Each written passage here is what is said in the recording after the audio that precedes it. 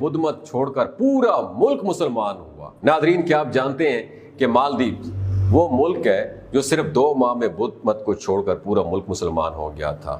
مالدیپ بحر ہند میں واقع ایک سیاحتی ملک ہے جو کہ 1192 چھوٹے چھوٹے جزیروں پر مشتمل ہے، جن میں صرف 200 جزیروں پر انسانی آبادی پائی جاتی ہے، اور مالدیپ کی 100% آبادی مسلمان ہے، جبکہ یہاں کی شہریت حاصل کرنے کے لیے مسلمان ہونا بھی بہت زیادہ ضروری ہے۔ غیر مسلم کو وہ مالدیپ کی شہریت دیتے ہی نہیں ہے۔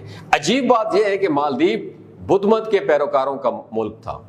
صرف 2 ماہ کے اندر اس ملک کا بادشاہ عوام اور سب کو اپنی رعایا کو ساتھ لے کر دار اسلام میں داخل ہو گیا۔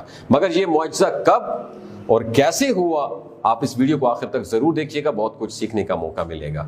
یہ مشہور واقعہ ایک سیاح ہے ابن بطوطہ نے نئے مالدیپ کی سیاحت کے بعد اپنی کتاب میں لکھا ہے۔